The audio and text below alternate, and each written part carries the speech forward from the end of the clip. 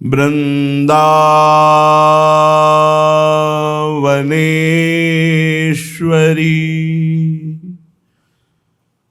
तवैव पदारविन्दम्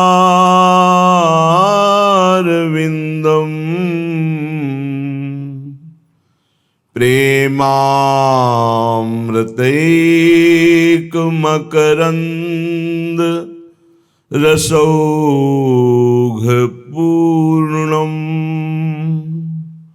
हृद्यर्पितं मधुपते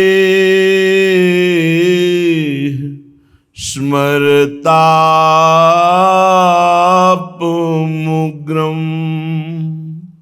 निर्वापयत् परमशीतल माश्रयामि। निर्वापयत्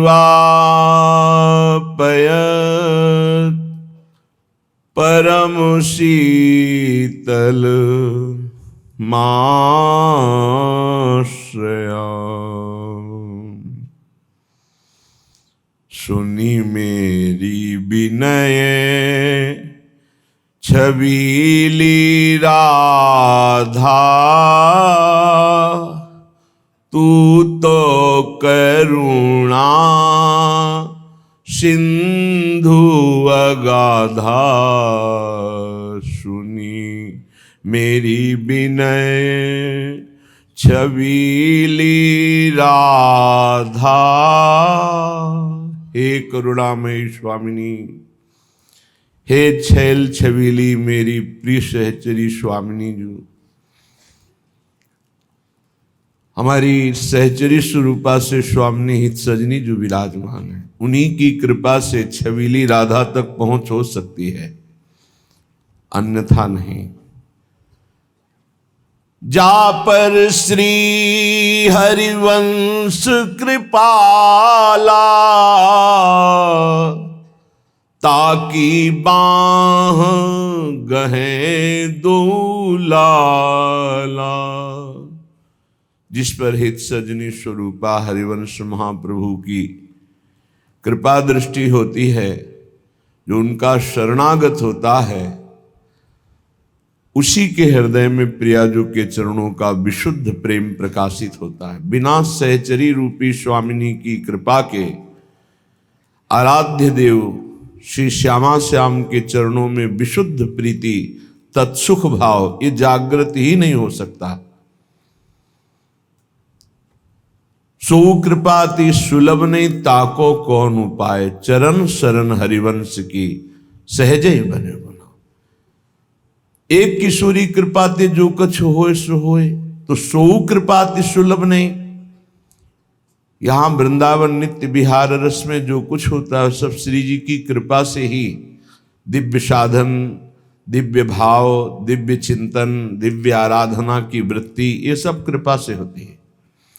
पर सो कृपा अति सुलभ नहीं, ताको कौन उपाय, तो बोले चरण शरण हरिवंश की। जब तक आचार्य चरणों की आसक्ति नहीं होगी, गुरु चरणों की आसक्ति नहीं होगी, तब तक छबीली राधा तक विनय पहुंचना बहुत कठिन है। ये निगमागम की कौन चलावे, महाविष्णु के मन नहीं आवे, या रस को तबहि अधिकारी। कृपा करें जब राधा प्यारी, तो कृपा लाडली तबहि करें जब श्री हरिवंश जो कर सिर धरे। जहां महाप्रभु श्री हरिवंश चंद्रजू के चरणों की शरणागति हुई, उनकी एक भीनी मुस्कान कृपा कोर, तो कटे कर्म बंधन संसारी। जो हमारे नए क्रियमाण संसार में बांधने वाले थे, और जो संचित एकत्रित पूर्व के कर्म थे, वो सब नष्ट हो गए और प्रारब्ध भोगने की क्षमता प्रदान कर दे। सुख सागर पूरी तति भारी। हितजू महाराज परम प्रेम सुख के समुद्र हैं, रसमय हरिवंश परम परमाक्षर, रसमय है, क्योंकि रसगन मोहन मूर्तिम और रसिक रस जुवती ये इनके अधीन है। बिना इनकी कृपा के प्यारे जू तक पहुंच न देवैर ब्रह्मादेर न खलु हरि भक्त न सुहृदा, इनकी भी पहुंच नहीं। आचार्य चरणों की कृपा से हमारी स्वामिनी रूपी जो सहचरी रूप से सेवा में है श्रीहित सजनी जो, इनकी कृपा कोर से हमारी विनय पहुंचती है, हमारी सेवा पहुंचती है, हमारा भाव पहुंचता है श्री श्यामा श्याम तक।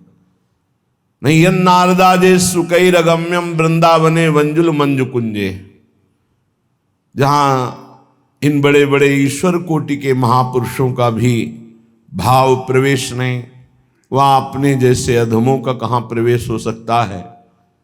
पर आचार्य कृपा, यही सजनी जी की हेतु की कृपा कि उनकी चरण शरण की वृत्ति भी उन्हीं की कृपा से मिली, और अपने चरण शरण की वृत्ति का पोषण और वर्धन और रस में डुबोना, ये सब उन्हीं का कार्य। केवल अपने को आश्रित होने की जरूरत है। जिसको आचार्य चरणों में प्रीति नहीं, गुरु चरणों में प्रीति नहीं, वो रस देश में प्रवेश ही नहीं पा सकता है। रस देश में प्रवेश पाने वाला अत्यंत आसक्त चित्त होता है आचार्य चरणों में। चाहे जिस संप्रदाय के, चाहे जिस मार्ग के महापुरुषों को देखो, अपने आचार्य और गुरुजनों में प्राण न्योछावर किए हुए पूर्ण निष्ठावान पाए गए। श्री पूज्य परम रसिक शेखर विठल विपुल देव जी महाराज, सुना गुरुदेव भगवान श्री स्वामी हरिदास जी महाराज प्रिया प्रीतम के समीप यहां नहीं, तत्काल प्राण त्याग दिए। बहुत से रसिक महापुरुषों की ऐसी वृत्ति पाई गई। व्यासनंद अंतर सुनत तजेत ही छिन प्राण, हरिवंश महाप्रभु अंतर ध्यान हो गए, सुनते ही कितने रसिकों ने तत्काल प्राण त्याग दिया। ये प्रीति वृत्ति श्री प्रिया प्रीतम के अधीनता वाले सुख को प्रदान करने वाली है। गुरु अधीनता नहीं, आचार्य अधीनता नहीं, तो प्रियाजू की अधीनता स्वीकृत ही नहीं हो सकती। बहुत उच्च कोटि की स्थिति होती है जो प्रियाजू की सेवा में होता है। ना स्त्री भाव, न पुरुष भाव, न भक्त भाव, यहां तक कि मैं सेवा कर रहा हूं ये भी भाव नहीं। सेवा सुख में निमग्न होकर के सेवा सुख का विस्मरण हो जाए, ऐसी नहीं, ऐसी सेवा सुख का भोग भी नहीं। बहुत उच्च कोटि की अवस्था, प्रेम की चरम अवस्था वृंदावन में, वृंदावन के प्रेम की चरम अवस्था नवनिवृत्त निकुंज में। ये नवनिवृत्त निकुंज का प्रेम केवल आचार्य चरणों से मिलता है। इसलिए हमारी जो सहचरी स्वरूपा स्वामिनी है, मम स्वामिनी श्रीहित सजनी जो, श्री आचार्य चरण हरिवंश महाप्रभु जो, इनकी कृपा का आश्रय लेकर जब हम प्यारी जू से पुकार करते हैं तो संबंध के नाते हमारी पुकार सुनी जाती है। ये बात हृदय में बैठा लीजिए। प्रभु संबंध का निर्वाह करना जानते हैं। जो आचार्य चरणों का संबंध, इसी संबंध से हमें श्री जी की प्राप्ति होती है। आचार्य चरणों की ठसक जिसके हृदय में आ गई, वो इस रस को प्राप्त निश्चित कर लेता है, और जिसको रस प्राप्त है उसमें बड़ी ऊंची ठसक आचार्य चरणों की देखी गई। मन क्रम वचन त्रिशुद्ध सकल मत, हम श्रीहित हरिवंश उपासी। सेवक जी महाराज आचार्य अपने आचार्य चरणों में नित्य निरंतर हमारी सहज वृत्ति प्रीति की समर्पित होती रहे तो प्रिया प्रीतम साथ खेलेंगे। ये आपको सच्ची बात कह रहे हैं। कलिकाल का ऐसा प्रभाव है कि आचार्य और गुरु चरणों में वह प्रीति जो होनी चाहिए वो ना होने के कारण आराध्य देव का दर्शन, आराध्य देव की लीला में प्रवेश ये बड़ा दुर्लभ विषय हो गया है। जहां कहीं भी दिव्यता पाई गई है वो गुरु अधीनता, आचार्य अधीनता में पाई गई। बड़े दिव्य दिव्य महान पुरुषों के पावन चरित्रों का गायन श्री नाभाजी महाराज कर रहे हैं। गुरु चरण आसक्त, गुरु कृपा पात्र तो दिव्य दिव्य महापुरुष आते हैं और अपने चरित्र बताते हैं और फिर नाभाजी उसको लिखते हैं। जहां भी दिव्यता देखी गई वो गुरु प्रसाद से देखी गई। साधना में इतनी सामर्थ्य नहीं है, यह गुण साधनते नहीं हुई। जो आचार्य चरणों की ठसक में रहता है उसे इष्ट चरणारविंद स्वाभाविक प्राप्त हो जाते हैं। इसलिए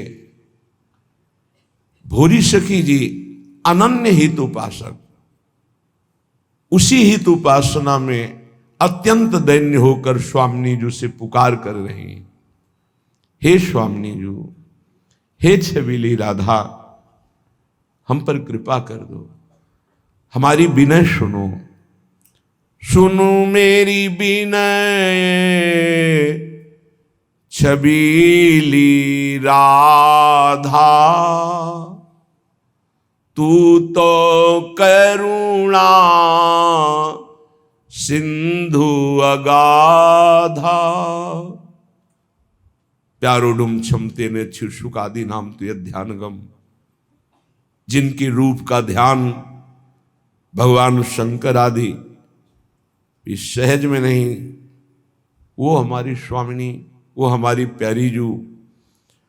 मैं सब भांतिन अधम अभागी,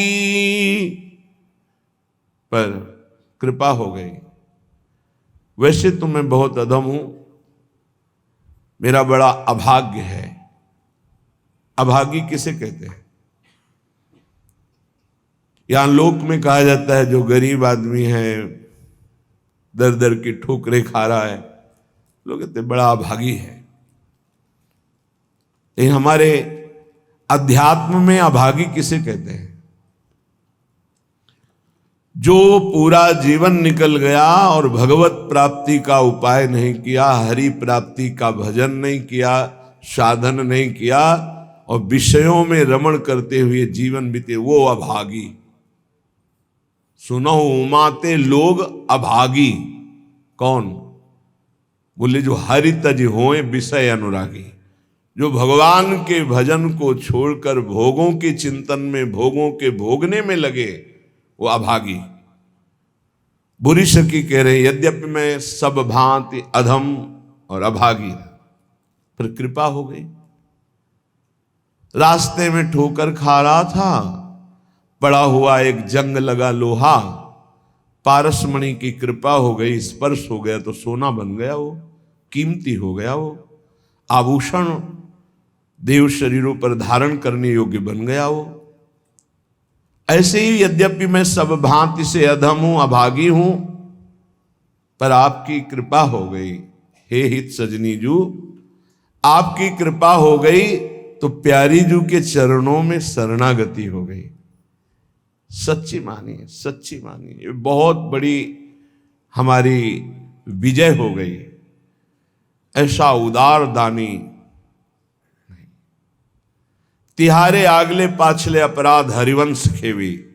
ऐसे गुरुदेव हैं हमारे, ऐसे आचार्य।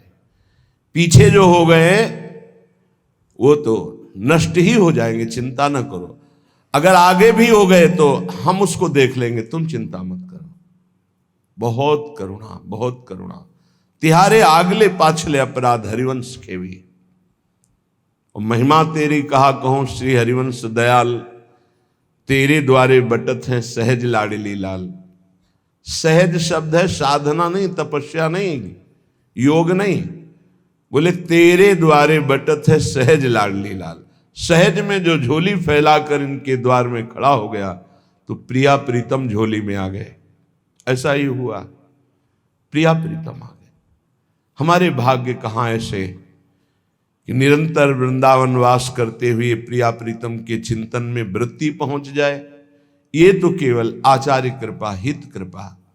मैं तो अभागी, अधम, पर कृपा हो गई हमारे ऊपर तो पद पंकज। ये कौन से चरण हैं? बोले श्यामा जू के चरणन की बलिहारी, जे है बसत किशोर लाल के प्राणन मध्य सदारी। लाल जी तक पहुंच तो बड़े बड़े योगी तपस्वी मुनियों की भी तपस्या और योग के बल से नहीं हुई, कृपा बल से हुई। मुनिमन ध्यान धरत नहीं पावत। फिर लालजू के हृदय में जो गुप्त रूप से विराजमान प्यारी जू के चरणारविंद हैं, जे हैं बसत किशोर लाल के प्राणन मध्य सदारी। इसीलिए वृंदावन का ये रहस्य, वृंदावन की लीला, वृंदावन का ये महामहिम प्रेम हे उद्धव जैसे ज्ञानियों को भी धूल धूसरित कर देता है। औरों की तो बात जाने दो। ये प्रेम है। प्रेम का साक्षात मूर्तिमान स्वरूप हमारी श्री किशोरी जो है, और जिनके चरणों से प्रेम धारा बहती है, वहां हमारी पहुंच कहां। ये तो हित सजनी जू की कृपा हो गई कि गोरे चरणारविंद की ऐसी टसक हो गई कि हमारा धन है। हम हाथ उठा के जोर से खूब गा के कह सकते कि ये गोरे चरणारविंद हमारी संपत्ति है। क्यों? हमारे आचार्य चरण ने हमको दे दी। श्री राधा जुग चरण निवास हमारी स्थिति ही है। श्री राधा जुग चरण निवास। सकल भांति विषयन में पूरी, प्रीति प्रतीति भजन सो दूरी। कहां हमारी स्थिति थी? विचार करके देखो। सब विषय जितने हैं वो हमको रौंद रहे थे। ना चरणों में प्रीति थी, ना उस कोटि की भजन की वृत्ति थी। ये तो सिर्फ आचार्य कृपा से। अब हे लाडली, आपकी शरण में आ गए। अब मेरी आयु, मेरी प्रत्येक श्वास केवल आपके स्मरण में व्यतीत हो। समस्त शास्त्र, समस्त महापुरुषों की वाणी और बड़े बड़े संतों की दिनचर्या जीवनी, उनसे संभाषण और स्वयं के हृदय का अनुभव साधना का सबसे बड़ा सूक्ष्म स्वरूप है। प्रतिक्षण अपने आराध्य देव का मधुर मधुर स्मरण, ये सबसे बड़ा साधन है। और इसी से भगवत प्राप्ति होती है। केवल इसी से भगवत प्राप्ति होती है। और सब साधन है, उनका फल है स्मृति। और ये मधुर मधुर स्मृति ही भगवत प्राप्ति कराती है। अनन्य चेता सततम यो माम स्मृति नित्यसा तस्याहम सुलभा पार्थ। भगवान कह रहे मैं उसके लिए सुलभ हो जाता हूं जो नित्य निरंतर मेरे में आसक्त चित्त होकर मेरा स्मरण करता है। अनन्य चेता सततम यो माम स्मरति नित्यसा। इससे बड़ा कोई साधन नहीं है। और ये सबसे कठिन है। चाहे निराकार उपासक हो, चाहे साकार उपासक हो, बिना स्मृति के वो अपने लक्ष्य की प्राप्ति नहीं कर सकता। ये हम बहुत से सब शास्त्रों का स्वाध्याय, संतों का समागम, ये योग की सबसे बड़ी वृत्ति है चित्त वृत्ति का निरोध करके परमात्मा स्वरूप में स्थित कर देना, जिसका स्वरूप भगवान श्री कृष्ण चंद्र जी कह रहे हैं तेषाम सतत युक्ता नाम भजताम प्रीति पूर्वकम ददामि बुद्धि योगम तम येन माम उपयांति ते। जो सतत मेरा भजन करते हैं मैं उन्हें बुद्धि योग प्रदान कर देता हूं। चित्त वृत्ति का संसार की तरफ ना जाकर परमात्मा में निरंतर स्थित रहना, आराध्य देव में स्थित रहना, यही सबसे बड़ा योग, यही सबसे बड़ी भक्ति, निरंतर स्मरण, और यही सबसे बड़ा ज्ञान कि सब कुछ विस्मरण अपने स्वरूप में स्थित। भक्ति योग, अष्टांग योग, ज्ञान योग, कर्म योग, किन्हीं न किन्हीं मार्ग में तो होगा ही कोई, लेकिन सबका सार है संसार का विस्मरण और परमात्मा का स्मरण। ये सब संप्रदाय, सब साधन, सबका सार। अगर ये नहीं तो कुछ नहीं मिला आपको। सब साधन कर यह फल सुंदर, प्रभु पद पंकज प्रीति निरंतर। समस्त साधनाओं का ये परम सुंदर फल है कि अपने प्रभु के नाम में, रूप में, लीला में निरंतर स्थिति बनी रहे, अंतर रहित स्थिति बनी रहे। देखो आप, हर साधना का यही फल है। बहुत सुलझा हुआ बात समझना। सब कुछ हो रहा है, स्मृति नहीं है अंदर अखंड, खास बात नहीं। कुछ नहीं हो रहा, स्मृति चल रही है, सब कुछ हो गया। ये बात अच्छे से समझ लीजिएगा। जो स्मृति प्रधान है, स्मृतिवान है, वो विशेष कृपा पात्र है। प्रायः देहाभिमानी क्रियाओं पर, संख्या पर विशेष ध्यान देता है, स्मृति पर नहीं। कृपा पात्र स्मृति पर ध्यान देता है, क्रियाओं पर नहीं। क्रियाएं हो रही, स्मृति कहां है? देहाभिमानी क्रियाओं पर ध्यान, मैंने ये किया, मैं ये करूंगा, मैं ये कर सकता हूं। वो प्रगट क्रियाओं पर ध्यान देता है। जो कृपा पात्र होता है वो आंतरिक स्मृति पे, बाहर जो बन रहा है बहुत एकाग्रता पूर्वक बनेगा, क्योंकि वो एकाग्र है, स्मृतिवान है। स्मृतिवान ही ज्ञानी है, स्मृतिवान ही योगी है, स्मृतिवान ही वैरागी है, स्मृतिवान ही प्रेमी है, भक्त है। जो को स्मृति शून्य, कोई खास बात नहीं, कितनी भी बड़ी तपस्या हो, खास बात। ज्ञानी आत्मरति, भक्त इष्टरति, योगी स्वरूप में स्थित समाधिस्थ, उठते बैठते चलते फिरते। अगर ये समाधि नहीं प्राप्त है तो संप्रज्ञात समाधि, जो संकल्पित समाधि, उसका कोई महत्व तो नहीं। 8 घंटे समाधि, फिर बहिर्मुख बहिर्दशा में उठते बैठते चलते फिरते, असंप्रज्ञात विचक्षणा समाधि, संकल्प रहित निरंतर परमात्म स्वरूप में स्थित, ये स्मृतिवान। हर उपासक स्मृति पर जोर दे। कोई इसमें मेहनत की बात नहीं है, इसमें महत्व की बात है। यदि आप देह का महत्व रखते हैं तो भोगों की स्मृति स्वाभाविक होती है। यदि आप प्रभु का महत्व रखते हैं तो भगवत स्मृति स्वाभाविक होने लगेगी। स्वाभाविक, जैसे हम विषयों की स्मृति करते नहीं, वो बसी हुई माला चल रहा है, स्मृति भोगों की हो रही। आरती पूजा क्रियाएं भागवतिक हो रही, स्मृति पदार्थों की भोगों की हो रही। नाना प्रकार का भोगाकर्षण का स्मरण हो रहा है, उसे स्मृति कहते हैं, जो अंदर अंदर होती है। स्मृतिवान ही महान पुरुष हो सकता है, स्मृतिवान ही दिव्यता को प्राप्त होता है। इसलिए स्मृति को पकड़ो।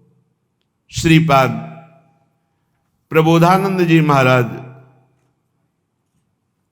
आप जिस वृंदावन में विराजमान है, प्रकत्यंतम तीर्थवा प्रविश वितते ब्रह्म महर्षि स्फुरत पश्यानैकांतिक कलित वैकुंठ भवनम तदद्युच्चान्युच्चान्यनुसर सुधा मन्यांत महोज्वले वृंदारण्ये भ्रम यदि किमप्यत्र मिलति।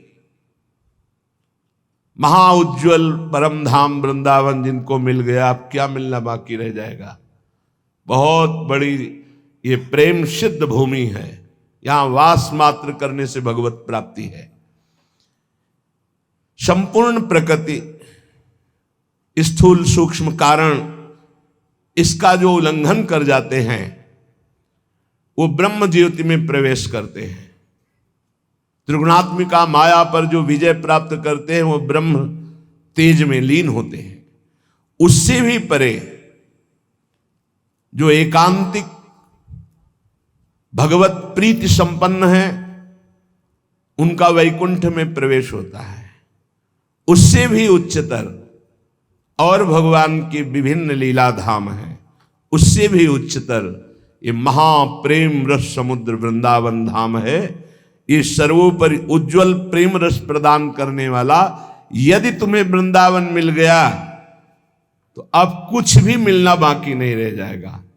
इसलिए वंदे वृंदावनगत महम भक्ति भारावनम्रो धन्याग्रण्यम क्रमिमपि न चान्यत्र संस्थान तृणाय। मैं वृंदावन की कृपा से वृंदावन की महिमा को जितना जान रहा हूं, श्रीपाद कह रहे हैं यहां के किसी भी जीव का अपमान मत करना। आप यहां का अगर कीड़ा भी दिखाई देगा तो मैं माथा रख करके उसको दूर से पंचांग प्रणाम करूंगा कि तू धन्य है, वृंदावन में कीड़ा बना, मेरी स्वामिनी के महल का है। बहुत ध्यान देने, किसी की निंदा या अपमान या प्रहार दंड देना ये तो बहुत दूरी बात है। यहां छोटे से छोटे जिसे तुम निम्न कोटि का जीव समझ रहे हो, बड़ा भारी परमहंस महात्मा बना हुआ है। वंदे वृंदावन गतमहम भक्ति भारावनम्रो धन्याग्रण्यम क्रमिमपि। यहां वृंदावन के क्रमी को मैं प्रेम भार से झुककर मस्तक रखकर प्रणाम करता हूं, क्योंकि प्रियाजू के महल का है। किंतु संस्थान तृणाय मन्ने ब्रह्मादिक सुरगणान किम बहुक्त्या ममेयम। बड़े बड़े देवता देवराजेंद्र ब्रह्मादि को भी मैं तिनके से बड़ा नहीं समझता हूं। ये अभिमान नहीं है, ये स्थिति है। देवराजेंद्र और ब्रह्मा पद को भी मैं तिनके से बड़ा नहीं समझता हूं, क्योंकि आप ब्रह्म स्तंभ पर्यंतम सर्वम मायामयम जगत, तिनका और ब्रह्मा दोनों माया से ही रचे। ब्रह्मादि देवताओं को, इंद्रादि देवताओं को मैं तृण से अधिक नहीं अर्थात तृण के समान मानता हूं। स्वामी श्री हरिदास जी के लिए भी आया है, सुरपति नरपति लोकपति जिनके भावे घास घास रहे परम आनंद में तज सभी की आस। पर वृंदावन के मैं कीड़े को भी मस्तक रखकर जमीन पे प्रणाम करता हूं। बाहर के भी देवराजेंद्र या ब्रह्मा पद को मैं तिनके के समान समझता हूं। ऐसा आया है रसिकों के लिए कि 7 गांठ कौपीन में इंद्र बापुरो कौन। बेचारा इंद्र, उनके सामने क्या, किनके सामने? बोले जिनकी लंगोटी भी 7 जगह से सिली हुई या गांठ लगी हुई है, सही लंगोटी भी नहीं है, पर प्रिया प्रीतम के अनुराग में तो बोले इंद्र बापुरो कौन। बेचारा इंद्र क्या है उनके सामने। ये पक्की बात है। जो अपने आराध्य देव की प्रीति को प्राप्त हो गया है उसके सामने कुछ नहीं है, कोई पद नहीं। जब भक्ति का रंग चढ़ता है तो न पारमेष्ठम न महेंद्र धिष्णम कह देना बहुत सरल बात है। श्लोक याद करके बोलना या उसका अर्थ बता देना बहुत सरल बात है। और हम कह रहे हैं न पारमेष्ठम न महेंद्र धिष्णम न सार्वभौमम न रसाधिपत्यम न योग सिद्धिर अपुनर्भवम वा। नहीं चाहिए। और एक छोटा सा विषय, एक छोटी सी भोग सामग्री विचलित करके नीचे गिरा देती है, तो वो केवल दम्भ हुआ बोलना। स्थितिहीन महापुरुषों की जो बोल रहे हैं कि ब्रह्म पद या देवराजेंद्र का पद भी तिनके के समान हमारे लिए है। महत्व है तो वृंदावन का उस कीड़े का भी जो इस रज में रेंगता है। क्रमी प्रौढ़िर गाढ़ा न खलु पर तो भाति कृष्णोपि पूर्णा। मेरी बात को चतुरता पूर्वक मत समझना कि मैं वाक चातुरी से बोल रहा हूं। पक्की बात समझना कि यदि वृंदावन के बाहर श्री कृष्ण भी खड़े हो तो मैं उनको देखने के लिए आंख नहीं उठाऊंगा। जैसा श्रीपाद कह रहे हैं ऐसे श्री भट्ट देवाचार्य जी भी कह रहे हैं। विपिन राज सीमा के बाहर हरिहु को न निहार रे मन वृंदा विपिन। अब आप सोचेंगे कि ऐसा क्यों कह रहे हैं, क्योंकि हमारे वृंदावन बिहारी जो एक कदम भी वृंदावन से बाहर नहीं जा सकते। हमारी प्रियाजू, हमारे लालजू, यही सबके मूल हैं, यहीं से अवतार होते हैं। जो ब्रज में भी अवतार होते हैं, निकुंज से ही ठाकुर जो प्रभु के अंश से ऐश्वर्य में भगवत स्वरूप है, उनसे तो ऐश्वर्यमयी लीलाएं, महामाधुर्य रसमयी लीलाओं के लिए हमारे निकुंज के ठाकुर संबोधन करते हैं हरिवंश महाप्रभु। आनंद आज नंद के द्वार, कौन प्रगटा है? तो बोले दास अनन्य भजन रस कारण, ये प्रगटे लाल मनोहर ग्वार। ये प्रगटे लाल, लाल जो आए हैं निकुंज से, जो ब्रज में अपने अंश से लाल जो प्रकट होकर रसमयी महामाधुर्यमयी लीलाएं किए हैं, ऐश्वर्यमयी लीला के लिए जब हो तो भगवान चतुर्भुज नारायण जेल में प्रकट होते हैं देवकी वसुदेव को। मैंने वरदान दिया था कि मैं पुत्र रूप में, तो देखो मैं तुम्हारे सामने इसलिए प्रकट हुआ हूं कि तुम मुझ में ब्रह्म भाव और पुत्र भाव दोनों रखना। वो ऐश्वर्य स्वरूप। अगर ब्रज के बाहर तो ठाकुर का ऐश्वर्य में स्वरूप, तो ये महामाधुर्य रस वाले आंख उठा के भी नहीं देखना चाहते। प्रिया जो नहीं पास में, तो वृंदावन के रसिक हरि को नहीं पहचानते। नित्य विहार रस के रसिक अगर आचार्य नहीं वहां हित सजनी स्वरूपा या हरिदासी स्वरूपा ललिता जो, तो आंख उठा के जुगल जोरी को भी नहीं पहचानते। स्वामी जी कहाँ हैं? तो स्वामी जी तो अंतर ध्यान मेरे सहचरी वपू में लीन हो गए, प्राण निकल गए विठल विपुल देव जी के।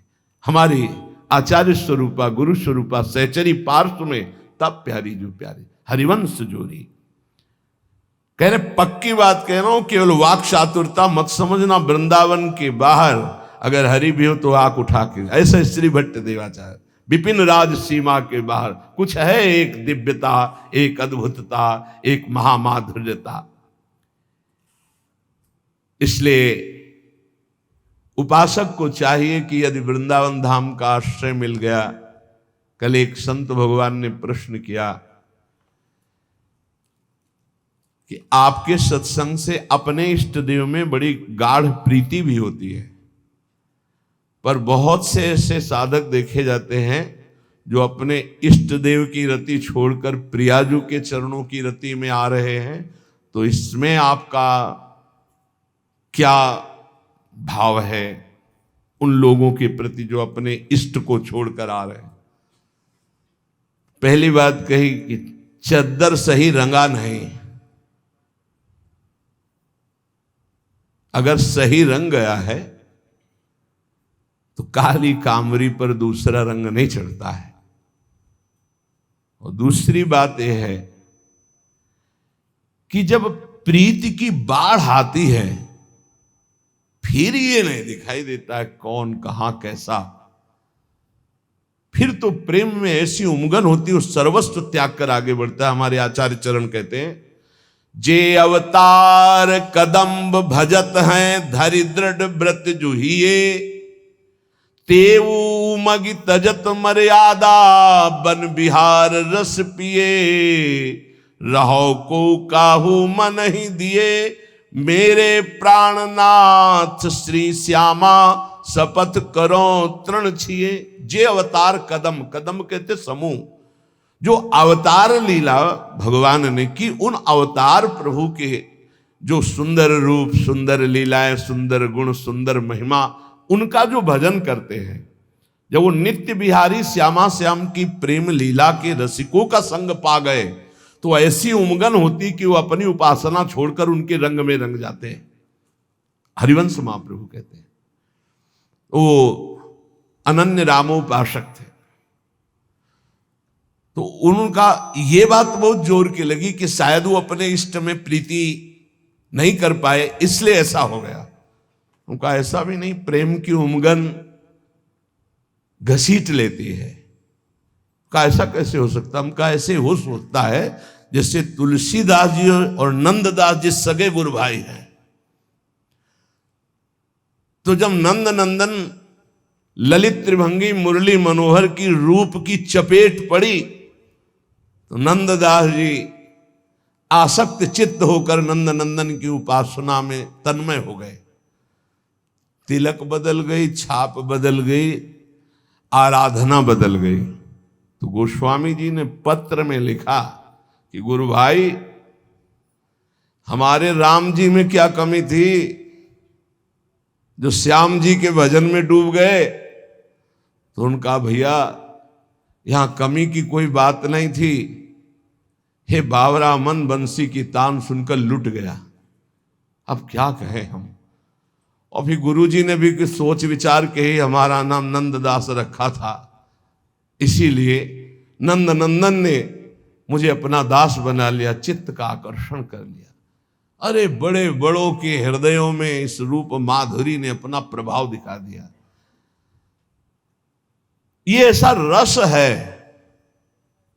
सच्ची कहते हैं, ये ऐसा रस है कि ज्ञान मार्ग, योग मार्ग, भक्ति मार्ग, कर्म मार्ग, विषय मार्ग, किसी भी मार्ग का जीव एक चपेट मारी और अपना बना लिया। तुलसी घाट में 80 घाट के बिल्कुल समीप ही है। आज भी वो पीपल का वृक्ष विराजमान होगा, क्योंकि पीछे ही हमको दिखाया गया था कि ये अभी विराजमान है। अब तो बहुत सुंदर निर्माण वहां हो चुका है, पहले रज का ही सब 80 घाट पूरा रज का ही था।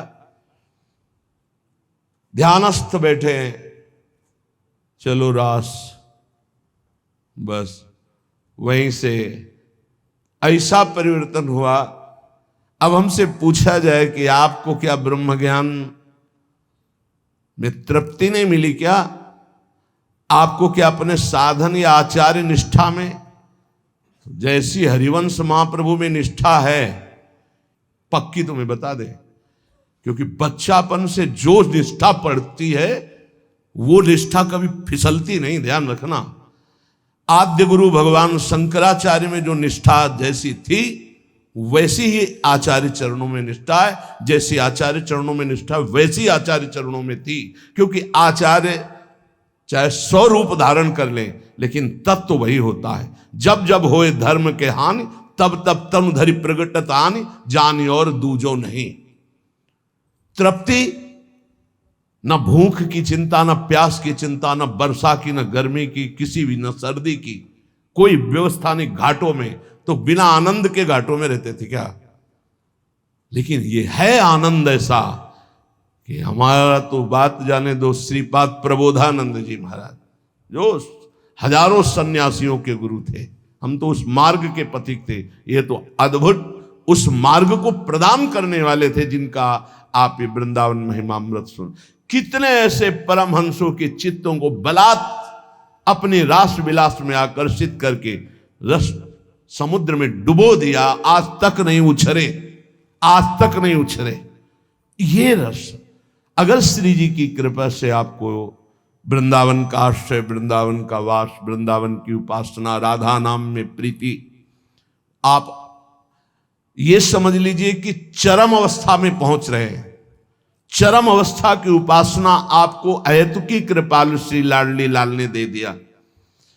अब ये कि आपको जैसे दिखाई नहीं दे रहा है चरम अवस्था, तो आपको समझ में नहीं आएगा। जैसे दूर की वस्तु कोई जहाज में बैठे हुए दूर से देख लेता दूरबीन से, ऐसे ही कृपा में बैठा हुआ उपासक कृपा प्राप्त नेत्रों से देख लेता है बड़ी दूर की वस्तु कि कितनी ऊंची वस्तु हमको दी गई है।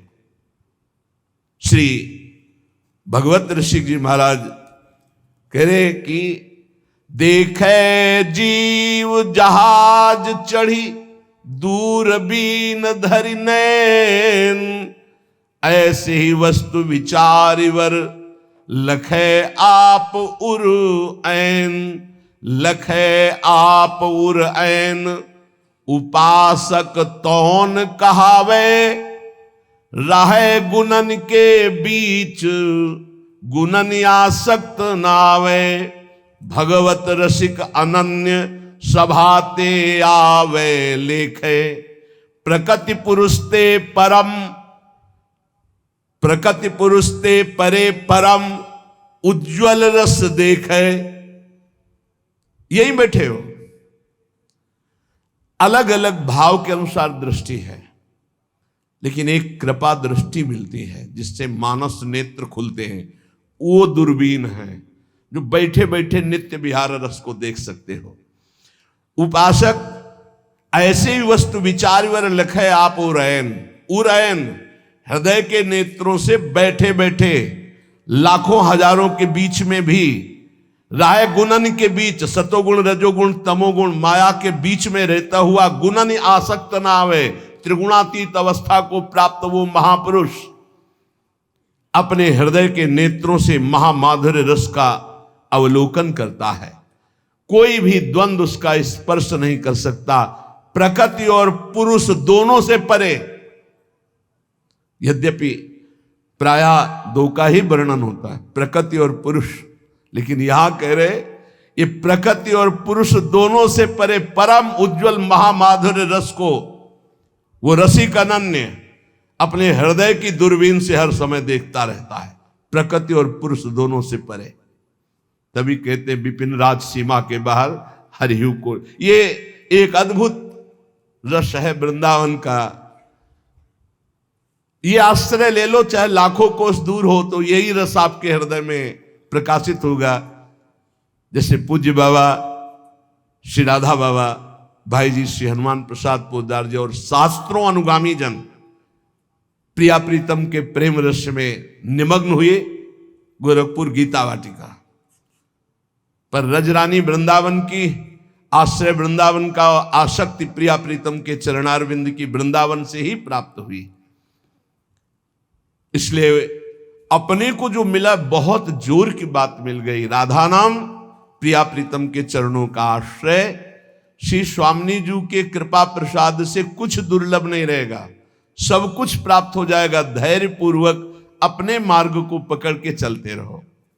हमें सत्संग सब सुनना है, पर यह नहीं भूलना कि हम किस मार्ग के पथिक हैं। महापुरुषन ने सब रस गायो, देखनो यह है कि उनको हियो कहां ठहरानो, ताको गहनो। सत्संग में सब धर्म की बात होगी, लेकिन आपको अपने अनन्य धर्म की बात पकड़नी और अपने मार्ग में चलना है। जब कोई उपासक भगवत मार्ग में प्रवीणता पूर्वक चलना चाहे तो बोले त्यक्त संगो, बहुत ध्यान से सुनना, जित क्रोधो लघ्वाहारो जितेंद्रिय पिधाय बुद्ध्या द्वाराणि मनो ध्याने निवेशयेत्। महान अवधूत श्री दत्तात्रेय जी महाराज, यदि तुम भगवत मार्ग में चलना चाहते हो, भगवत प्राप्ति करना चाहते हो, तो कह रहे त्यक्त संगो, किसी का भी संग स्वीकार ना करें। ये बहुत खास बात साधना में है। अपना जीवन में प्रभु और गुरुदेव के सिवा कोई संगी नहीं होना चाहिए। ये देखो, अगर महापुरुषों के वचनों को स्वीकार न किया जाएगा तो फंसने में देर नहीं लगती, मिनट नहीं लगती फंसने में। मिनट कहने में देर लगती, फंसने में देर नहीं लगती। इस भोगों का राग, संपत्ति का राग, पद का राग, ये सब संग के अंतर्गत आता है। संग का मतलब किसी व्यक्ति से ही नहीं है, व्यक्ति, वस्तु, स्थान सब से है। ज्ञान का वर्णन कर लेना और स्थिति में रहना बहुत कठिन बात है, बहुत कठिन बात है, बहुत कठिन बात। पूज्यपाद सिवड़िया बाबा जी महाराज जब गंगा किनारे भ्रमण करते थे तो कानपुर के आगे एक स्थान पर योग वासिष्ठ का प्रवचन एक कर रहे थे। ऐसा आत्मज्ञान का वर्णन कर रहे थे, बाबा को पूरा लगा कि ये बोधवान पुरुष है। 3 दिन तक प्रवचन नीचे बैठ के सुना, फिर पीछे गए और एकांत में उनसे मिले और कहा, मैं केवल एक शब्द पूछना चाहता हूं, आपको आत्मबोध है? तो उनका, आप हमारे आश्रम गुरु हैं। सन्यासी गृहस्थ का आश्रम गुरु होता है, आपसे मिथ्या भाषण महापाप होगा, इसलिए प्रभु मैं वाक्पटु हूं, विद्वान हूं, शास्त्रों का सम्यक ज्ञान है, लेकिन तत्वबोध नहीं है। उनका बस मुझे इतना ही। बाबा ने अपने अनुभूति, शास्त्र का ज्ञान होना एक अलग विषय है और तत्व बोध होना एक अलग विषय है। यहां परम अवधूत दत्तात्रेय भगवान कह रहे हैं, यदि तुम्हें तत्व बोध प्राप्त करना, भगवत प्राप्ति करनी है। देखो, अगर आप सोचो कि मैं प्रेम मार्ग का हूं, मुझे तत्वबोध से क्या मतलब है, तो सर्वान वस्तु तया निरीक्ष, ये तत्वबोध ही ध्यान रखना। ये क्रूरा अपि पापिनो न च सताम संभाष्य दृश्या से सर्वान वस्तु तया निरीक्ष, परम स्वाराध्य बुद्धिर्मम, सब में पापी में पुण्यात्मा में सब में एक मेरे आराध्य देव, ये तत्वबोध ही है। बोले त्यक्त संगो, त्यक्त संगो, त्यक्त संगो का मतलब केवल बाहरी व्यक्ति नहीं है, वस्तु है, स्थान है, पद है, प्रतिष्ठा है, संपत्ति है, ये बाहरी है। केवल इतना ही नहीं, अंदर की वृत्ति है, अंदर की मान्यता है, अंदर का अहम है, अंदर के विचार हैं, उनसे भी असंग रहना है। त्यक्त संगो, वो जित संग दोषा, अंदर और बाहर से, तब वो परम पद का अधिकारी हो। समझ लीजिए बहुत ध्यान से, शायद ये समझ पाना कठिन है, क्योंकि बाहरी कुसंग नहीं त्याग पा रहे, फिर बाहरी संग की बात क्या, फिर अंतर के संग की बात क्या। अंतर के अहम का त्याग, अंतर के विचार का त्याग, अंतर की वृत्ति से असंग, अंतर की वृत्ति से असंग, वो जीवन मुक्त महापुरुष होता है। अंतर की वृत्ति से भी असंग, साक्षी, दृष्टा मात्र। आगे चलकर समझ में आएगा। त्यक्त संगो, अगर भगवत प्राप्ति करनी तो ये सूत्र बहुत अमृत है। किसी भी दृश्य, किसी भी व्यक्ति, किसी भी वस्तु, किसी भी पाद, किसी भी वृत्ति, किसी भी विचार, किसी कहीं भी नहीं, हर समय साक्षी, निर्लेप, असंग, तब वो परम पद का अधिकारी। वही प्रिया जो मुस्कुरा के दे देती है, इसलिए अलवेली सरकार है। जित क्रोध हो, पहले त्यक्त संगो, फिर जित क्रोध हो, किसी भी परिस्थिति में क्रोध ना आने पावे। कभी कभी हम अपने दोषों को गुण मान करके प्रकाशित करते हैं कि ये कोई क्रोध नहीं है। अगर गलती को गलती नहीं मानोगे तो अक्रोध स्थिति को कभी प्राप्त नहीं होगे। क्रोध तब आता है जब हमारी कामना के विरुद्ध कोई चेष्टा होती है, पक्का, और क्रोध की सत्ता ही नहीं, हमारी चाहत ही ना हो। भगवान बोलवा रहे, बोल दिए, भगवान कह रहे ऐसे चलो ऐसे चलो, वो हम बता दिए, अब ना चलो आपकी मर्जी। क्रोध नहीं आना चाहिए। भारी से भारी विपरीत परिस्थिति में भी क्रोध नहीं आना चाहिए। ये कब होगा? जब सामने हम प्रभु देखते हैं। हमें तभी क्रोध आता है जब हमारी चाहत के विपरीत क्रिया होती है और हमारे चिंतन के विपरीत चिंतन होता है। आ गया क्रोध, आ गया क्रोध, शुरुआत हो गई। अब अभद्र शब्द, दुरुक्ति, दुरुक्ति माने गाली, ये पहचान है कि क्रोध देवता पधार चुके हैं। और वो सीधे तप, पवित्रता, भजन, इसको चाटते हैं, वो इसको भस्म करते हैं, इसको लेते हैं। क्रोध देवता तुम्हारे तप को, तुम्हारी पवित्रता को, अंतःकरण की तुम्हारे साधन को चाट जाएंगे, कुछ अनुभव नहीं होगा। जब हमारा ये चिंतन गिरा कि सामने प्रभु नहीं, हमारी बात नहीं मानता, विपरीतता है, वही क्रोध आ जाएगा। अन्यथा आने का कोई भी रास्ता नहीं क्रोध के। जित क्रोध, यहां कह रहे जित क्रोध हो, भगवान अवधूत दत्तात्रेय जी। अगर उपासक को परम पद पे आरूढ़ होना है, दिव्य साधना संपन्न बनना है, तो क्रोध पर विजय प्राप्त, कभी गुस्सा नहीं आना चाहिए। वो कब होगा? हम व्यक्ति देखते हैं तब गुस्सा आता है। हम भगवत भाव करेंगे तो जलेगा हृदय पर, हम गुस्सा नहीं कर पाएंगे। हम चाहत करते हैं तब गुस्सा आता है। अगर हम चाहत को भगवान की इच्छा में छोड़ देते हैं तो गुस्सा नहीं आएगा। जोई जोई प्यारो करे, सोई मोई भावे। लगवा हारो, थोड़ा आहार करें। बिहारी देव जी पीछे जब वाणी में आया था कि भूख से जो ज्यादा पेट भरता है उसका भजन तो हो ही नहीं सकता। पक्का यह अनुभव की बातें हैं। भूख से कम भोजन करने पर हमारी जो जीवनी शक्ति है कुछ पचाने में लगती है और कुछ से हम भजन कर लेते हैं। अगर भूखे हैं हम तो हमारा चिंतन बार बार खिंचता है भूख की तरफ। इसलिए लघुआ हारो, थोड़ा आहार डाल लिया जाए। और ये अभ्यास से होता है। एक एक कवल केवल आप कम कर लीजिए तो बहुत थोड़े आहार में आपकी दिनचर्या बहुत स्फूर्ति वाली हो जाएगी। आप ये भ्रम छोड़ दें कि हम जितना अधिक आहार करेंगे उतने अधिक शक्तिशाली बनेंगे, ऐसा नहीं है। विचार आपके, संकल्प आपका, ये आपकी सामर्थ्य होती है।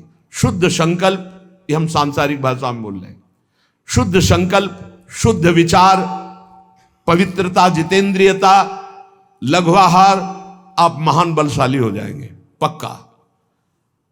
देखो, संकल्प रहित होकर देखो, भगवद आश्रित होकर देखो, और अपार सामर्थ्य। शुद्ध संकल्प का कितना बड़ा चमत्कार है कि आप नहीं समझ पाएंगे, कि विश्वास ही नहीं कर पाएंगे। अगस्त जी ने संकल्प किया और ऐसे समुद्र को पी गए, पूरे समुद्र को। आप विश्वास नहीं कर पाएंगे कि समुद्र को पी गए अगस्त जी महाराज। महान तप निधि, संकल्प किया और पी गए समुद्र को। यह संकल्प की ताकत। भोजन से इस पांच भौतिक शरीर का पोषण होता है, और धीरे धीरे हम शरीर से अपने को अलग करने के लिए साधना कर रहे हैं। तो लघु आहार हो, थोड़ा आहार चाहिए। हमारा दिमाग क्या सिखाता है? बर्बाद काहे को करोगे? अब कितना रह गया? 2 लड्डू रह गए हैं, 1 कटोरी खीर है। वैसे तो नहीं है, पर बर्बाद नहीं होना चाहिए। अन्न है, ये बर्बाद, श्वास बर्बाद हो जानी चाहिए। अरे दूसरा कोई खा लेगा, कोई और जीव पा लेगा। आप थोड़ा भजन के लिए जगह बनाए रखो। अगर आपने परोसा लिया है तो किसी और जीव को पवा देना। सब अपने गुरु भाई ही हैं, हम एक ही प्रभु के बच्चा हैं। पोशाकें अलग अलग हैं। अरे किसी के श्वान की पोशाक है, किसी के सूकर की पोशाक है, किसी की कृमि की, लेकिन हम हैं सब एक ही भाई, परमात्मा अंश हैं, हम सब एक ही हैं। अंश वही है, पोशाकें अलग अलग हैं, वो पालेंगे। हम भजन के लिए उतने ही पुरुष हुआ, उतने ही पावे जिससे भजन। ये आप बैठा लीजिए, खाते खाते मर जाओगे, लेकिन खाने की आदत नहीं खत्म होगी। इसको संयम में लाओ। पहला कहा है त्यक्त संगो, दूसरा कहा है जित क्रोधो, तीसरा कहा है लघुआहारो। यदि भगवत प्राप्ति करनी है, दिव्यता लानी है, भजन का चमत्कार अंदर प्रकट करना है कि काम क्रोध लोभ मोह मद मत्सर ये सब भस्म हो रहे हैं, तो लघुआहारो। आहार पाने के बाद फिर ऐसे तुरंत बैठ सकते हो, ऐसा आहार पाइए कि अगर आपको तुरंत बैठना पड़े तो आपको वजन न लगे कि पेट में वजन है। ये जितना आप चिकने पदार्थ, जितने आप स्वादिष्ट पदार्थ समझ रहे हैं, ये स्वाद नहीं है। वास्तविक स्वाद तो राधा नाम सुधा रसम रसी, तुम रोम रोम आपका झंकृत हो जाएगा जिस दिन राधा नाम। बोले हमें तो स्वाद नहीं मिलता, तो जिसका पित्त बढ़ जाता, मिश्री कड़वी लगती है। अगर अनुपान से दवा रूप में वही लिया जाए तो जब पित्त नष्ट होगा तो मिश्री मीठी लगने लगे। तो राधा नाम सुधा अमृत है, ये अमृत रस है। आचार्यों ने, महापुरुषों ने, स्वयं हरि ने इसका पान किया है, वही आपको मिल रहा है। आपकी जबान खराब हो चुकी भोगों में, थोड़ा भोजन कीजिए, बड़ा पावर मिलता है। आप उपवास के दिन देखना भजन में बहुत मन लगेगा थोड़ा पाने पर। तो वैसे ही आप रोज उपवास कर सकते हो। 1 रोटी पाओ, 2 रोटी पाओ, थोड़ी दाल ले ली, थोड़ी सब्जी ले ली, जितने से ऐसे थोड़ा लगा बस। इतना दिमाग विचित्र है कि हर बार फंसाता है यही कि बर्बाद नहीं होना चाहिए, ये जाना चाहिए, अंदर जाना चाहिए। बस जहां यहां से गया तो बस फिर उसके पचाने में पूरा दिमाग लगा, भजन में तो लगा नहीं। इसलिए प्रार्थना है इस आसक्ति से बचो, भोजन की आसक्ति से। अच्छे पदार्थ जो सृष्टि में कहे जाते हैं उनको थोड़ा लीजिए, और जो रूखे सूखे कहे जाते हैं उनसे पेट भरिए और खूब भजन कीजिए। आगे कह रहे जितेंद्रिय, अपने आप जितेंद्रिय हो जाएंगे। शरीर एक रथ है, बुद्धि इस रथ को चलाने वाला सारथी है, बैठने वाला जीवात्मा है, मन लगाम है, इंद्रियां घोड़े हैं, विचरने की जगह विषय भोग है। ये घोड़े विषय भोग का चारा चरने के लिए जाएंगे। अगर मन रूपी लगाम को बुद्धि रूपी सारथी ने ठीक से खींचा नहीं तो ये खंडक में गिरा देंगे। और गिरे हुए बहुत फंसे हैं, और जीव इतना भोला बन चुका है कि गड्ढे में गिरा है फिर भी वो आनंदित है, वो उसी को सुख समझ रहा है, दुख को ही सुख समझकर। यही तो भगवान की विचित्र माया है। जिसे तुम सुख समझते हो वो सुख की छाया है, समझ पड़ती नहीं ये गिरधर की माया है। भयानक दुख के अंतर में वो डूबा हुआ भयानक परिणामों को प्राप्त होगा, लेकिन उसमें सुख का अनुभव कर रहा है। त्यक्त संगो जित क्रोधो लघ्वाहारो, तो अपने आप जितेंद्रिया हो जाएंगे। देख लेना, घृणा हो जाएगी यार, घृणा। कौन सा ऐसा सुख है जो घृणा के योग्य ना हो? लौकिक बढ़िया से बढ़िया पदार्थ खाओ, तत्काल हम उसे वापस उलटते हैं, देखने लायक नहीं रह जाएगा। चिकनी चमड़ी केवल देखकर फंस रहे हैं, कुछ नहीं, पूरा जीवन बर्बाद हो जाता है। धर्म के लिए तो सेवन करने के लिए ठीक है, बकाया भगवत प्राप्ति के लिए जितेंद्रिया चलो, ठीक से चलो। पिधाय बुद्ध्या द्वाराणि मनो ध्याने निवेशयेत्, शून्ये स्वेवावकाके गुहासुचो वनेसुचो, नित्य युक्ता सदा योगी ध्यानम सम्यक उपक्रमेत। श्री दत्तात्रेय जी महाराज कह रहे हैं, बुद्धि को परमात्म चिंतन से इतनी बलवान बनाओ कि अपनी इंद्रियों के द्वारों से घसीट कर उसे भगवान में स्थित करो।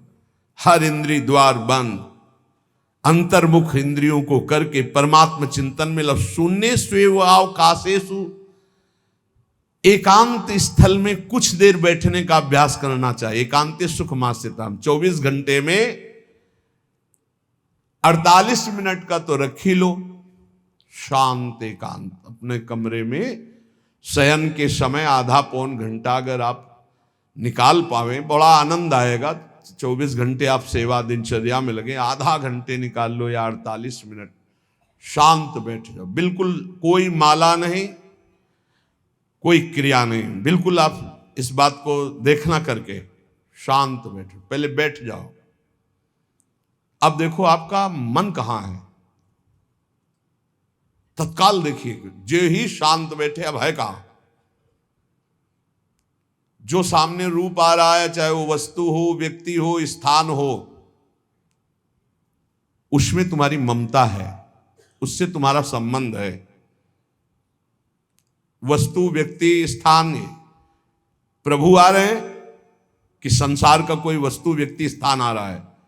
यदि कोई संसार का वस्तु, व्यक्ति, स्थान आ रहा है तो तत्काल उसमें भगवत भावना करो, या वहां से हटा के तत्काल अपने गुरु मंत्र में लगाओ, शांत एकदम बैठो। अब उस समय जांच करो कितनी बार किसका रूप आया, प्रभु का कितनी बार आया, संसार, और जिसका जितनी बार आए उससे अधिक नंबर देखिए कि 5 बार तो उस पुरुष का आया, 5 बार उस स्त्री का आया, और एको बार प्रियाजू का नहीं आया। इसका मतलब अभी प्रियाजू में हमारा मन नहीं लगा, अभी यहां स्त्री पुरुष में, वस्तु में, व्यक्ति में, स्थान में लगा। जांच करो और हृदय में पश्चाताप करो, धिक्कार है, इतना समय हो गया एक बार भी प्रियालाल का रूप नहीं आया। यही सांसारिक रूप आ रहे, ये सांसारिक वस्तुएं आ रही, धिक्कार है हमारे मन को, धिक्कार है हमारे जीवन को। ये हम आपको आंतरिक बात कह रहे हैं। पूज्य भाई जी महाराज, जिस समय मन को धिक्कार दिया जाता है, जलन होती है, जब जलन होती है तो निर्मल होता है, निर्मल होता है, निष्पाप होता है, मल भस्म होता है। जो ताप अंदर मन में होता है प्रायश्चित का, उससे अब बार बार सामने आपको जो गुरु मंत्र मिला है उसको लिखिए। कोई माला नहीं, बहुत आराम से, कोई जल्दीबाजी नहीं, 1 मिनट में एक बार लिखेंगे। यहां कोई संख्या हम नहीं बोल रहे, यहां कोई आपको नहीं कि 108 बार करना है कि 50 बार करना, 5 बार करो केवल। हम कह रहे 5 बार आराम से लिख रहे, शांत बैठे, खूब आराम से, बढ़िया रा, बहुत बढ़िया धा, राधा राधा रात। आप देख लीजिए अब ये भाग जहां रहा है, पकड़ो, कहां भाग के जा रहा है, इस वस्तु से क्या संबंध है? इस व्यक्ति से क्या संबंध है, कितनी बार इसको छुआ है, देखा है, भोगा है, मिले हैं, सूंघा है, कितनी जन्मों में। धिक्कार तुझे मन, जो तू राधा नाम को छोड़कर, प्रियाजू के इस अमृत में नाम को छोड़कर भाग रहा है, फिर उसे लाओ नाम में, फिर लाओ नाम में। आप देखिएगा एक दिन उसी रा और धा के बीच में प्यारी जो और प्यारे जो मुस्कुराते दिखाई देंगे। देख लेना, एक समय 24 घंटे में ऐसा निकालो जिस समय आप अपनी अंतःकरण की वृत्ति को बार बार बाहर जाते हुए घसीट कर अंतर में लगाओ। हर समय साधन में लगे हो, लेकिन एक समय इतना साधन कर, जो गृहस्थी में हम कह रहे 10 मिनट शुरू करो भाई, 10 मिनट से 10 मिनट शांत होकर बैठ जाओ। 10 मिनट बैठने में क्या परेशानी, उस समय जांच करो, जहां जहां मन जाए वहां से हटाकर नाम में लगाओ। बार बार सुंदर स्वर्णिम अक्षरों से नाम लिख रहे, रंग बिरंगे अक्षरों से, रा और रंग से, बड़ी आ की मात्रा और रंग से, धा और रंग से, बड़ी आ की मात्रा और रंग से, ऊपर के ऐसे खेलो, मन को खिलाओ, राधा नाम में खिलाओ, डुबाओ इसमें। आप देख लेना, हमारी बात को समझ लो। केवल ये वो बात कह रहे हैं जो आपको प्रियाजू के रूप के ध्यान में डुबो देगी। यही राधा नाम रूप प्रकाशित करेगा। तेरो रूप कहत नहीं आवे, श्री हरिवंश कछुक जस गावे, वो रूप ये प्रकाशित कर देगा। तो कह रहे शून्य स्वेवाव काशेषु, एकांत स्थान में जहां आपको विक्षेप न पड़े। ऐसी वृत्ति के समय अगर आपको कोई शोरगुल सुनाई दे रहा हो, आपका अभ्यास दृढ़ नहीं, तो एक रुई को ऐसे कपड़े में करके, महीन कपड़े में 2 बना लो, ऐसे लगा लो, कान में लगा लो, आवाजें नहीं जाएगी। अब ध्यान करो, देखो साधन की प्रणाली। और जब अपने साधन की बात होती है ना, तो आप हजारों अलग अलग आवाज करो तो हमें बस इतना समझ में आएगा कि चिड़िया चहचहा रहे हैं, आवाजें निकल रही, बस हमारे लक्ष्य में कोई अंतर नहीं पड़ने वाला। और अगर डूबना हो गया तो आवाज भी खत्म, श्रवणेंद्रिय होते हुए भी शोरगुल नहीं सुनाई देगा। पर प्रारंभिक दशा में ऐसा चाहिए। अगर आपको बार बार विक्षेप हो रहा हो, विक्षेप तो इतना कि घड़ी का टक टक भी बर्दाश्त नहीं होता। मन है ध्यान में बैठे ना, वो पहली बार एक खिड़की खुला है, खिड़की खुला है, खिड़की, अब उठो, पहले खिड़की बंद करके आओ। ये इसको बैठते ही देख लो कि कोई ऐसा प्रश्न तो नहीं कर रहा कि अमुक कोई बात हो, उसको निपटा दो पहले। हम सबसे पहला काम करते थे, अगर राधा वल्लभ जी के दर्शन करने जाने हो, हमें इत्र खरीदना, तो सबसे पहला काम हम इत्र खरीदेंगे। क्यों? ये दर्शन नहीं करने देंगे, इत्र खरीदना है। बार बार कहेगा इत्र हमें दर्शन में नहीं डूबने देगा, तो पहले हम वो काम सब कर लेते थे जो राधा वल्लभ जी के दर्शन के बाद कर रहे हैं। अब दर्शन में तो केवल दर्शन। ऐसे ही जब हम ये जो 20 मिनट, 30 मिनट, 40 मिनट समय की बात करें, इसमें जब आपको समय देना हो तो कृपया मन के लिए कोई काम मत छोड़ना, वो बिल्कुल फुर्सत वाला। इसलिए हम कह रहे हैं सोने जाने के समय कि अब हम शयन करने जा रहे हैं, उस समय आप समय दीजिए। और अगर ये पहले ही बार में कह दे कि अमुक अमुक अमुक, तो तुरंत सुधार दीजिए, नहीं पूरे ध्यान में वही चलाएगा। वो बहुत बहुत ही विघ्नकारी रहता है जब तक निर्मल नहीं हो जाता। और जिस समय नाम पकड़ने लगता है, ऐसा आनंद आता है कि केवल रोने का मन करता है। आप इसको करिएगा जरूर, एकांत स्थल पे करिएगा। और जब ये करने विघ्न करे तो कान में श्रवण होता रहता है शोरगुल। तो ये हमने किया है प्रारंभ में, रुई में ऐसे, और एक महीन कपड़ा का बना के ऊपर कपड़ा से ऐसे और ऐसे खूब ठास के भर ले, अब आवाजें ले जाएगी, अब अंदर राधा राधा राधा, आनंद आएगा। ये प्रारंभिक है, ये आगे चल के इनकी जरूरत नहीं पड़ती अंतर्मुख होने पर। तो एकांत स्थल में जब इस तरह से साधना की जाती है तो उपासक का चित्त भगवदाकार होने लगता है। कह रहे वही सच्चा सन्यासी है। वाग्दंड कर्मदंडश्च मनोदंडश्च ते त्रयः, यस्यैते नियता दंडा सत्यदंडी महायति। श्री दत्तात्रेय जी महाराज कह रहे हैं वाग्दंड, जिसने वाणी को वाग्दंड मौन में स्थित कर दिया। वाग्दंड यही प्रपंच की वार्ता नहीं बोलनी, भगवद वार्ता केवल बोलनी। वाणी को दंडित करो, ये बहुत चटर चटर प्रपंच की बातें करती, नाम जपने में इसको थकान लगती है, प्रपंच की बातें करने में नहीं। इसलिए इसको मौन के द्वारा वाणी को शासन में रखो, या तो भगवत चर्चा या मौन। दूसरा कर्मदंड, जो सन्यासी होता है वो निष्कर्म अवस्था की तरफ बढ़ता है।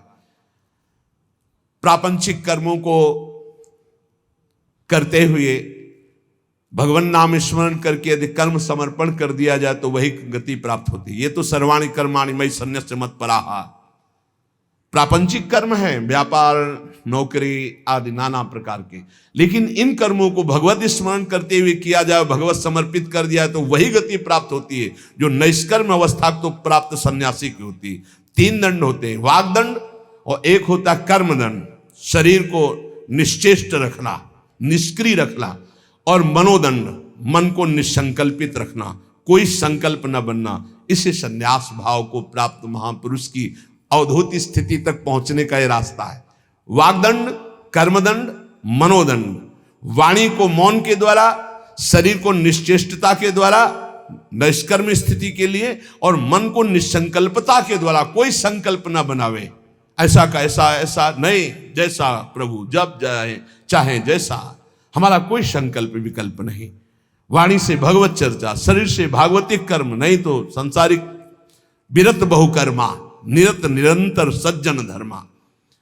अब एक परम धर्म की बात का वर्णन कर रहे हैं। गृहस्थ धर्म में जैसे है, या जिनके पास बहुत अर्थव्यवस्था है, उनको चाहिए कि गौ सेवा से बहुत जल्दी शरीर पवित्र होता है, हृदय भी पवित्र होता है, और गोविंद भी प्रसन्न होते हैं। यदि गावः प्रदक्षिणेर कार्या वंदनीया ही नित्यशः मंगलायतनम दिव्याः श्रेष्ठास्त्वेता स्वयंभुवा। यदि गाय घर में पाली जाए या गौशाला खोली जाए और गौओं की सेवा की जाए, जिनके पास अर्थ है, भाव है, भगवान स्वयं श्री कृष्णचंद्र जी ने गौ सेवा स्वीकार की, गौवें चराई। गौओं की परिक्रमा करने से, जैसे आप प्रभु के बिहारी जी के मंदिर की 4 परिक्रमा करें तो जो फल आपको मिलेगा वही गाय की 4 परिक्रमा कर लें तो आपको प्राप्त हो जाएगा। गौ की प्रदक्षिणा से, गावः प्रदक्षिणी कार्या वंदनीया ही नित्यशः, जो रोज गाय को प्रणाम करता है और गाय की प्रदक्षिणा करता है तो भगवत प्रदक्षिणा का उसे फल प्राप्त होता है। जहां गौएं विराजमान होती हैं वो बड़ा पवित्र दिव्य तीर्थ स्थल माना जाता है। गौएं जहां विराजमान रहती, गौशाला में भजन करे तो कई गुना बढ़कर के प्राप्त होता है। स्वयं ब्रह्मा जी ने गौओं को दिव्य गुणों से विभूषित बनाया है। अप्यागाराणि विप्राणाम देवतायतनानि च यद गोमयेन शुद्ध्यंतिम किम ब्रूमो हृदिकम ततः। गाय के गोबर से जहां लेपा जाता है वहां जिस देवता का आवाहन करोगे वही देवता आकर विराजमान हो जाएगा। अपवित्र भूमि में भी यदि गाय के गोबर का लेप कर दिया जाए तो परम पवित्र मानी जाती है। गाय बहुत पवित्र, जहां वो बैठती है, जहां वो मूत्र त्याग करती, गोबर त्याग करती, वो स्थान तीर्थ तुल्य पवित्र माना जाता है। भगवान जब गाय के पीछे पीछे चलते तो गोरा जोड़कर उनके मस्तक पर विराजमान होती, उनके मुखार बिंद पर विराजमान होती। बाल गोविंद के अनिष्टों को दूर करने के लिए गाय के पूंछ को उनके ऊपर ऐसे झाड़ा देती थी मैया।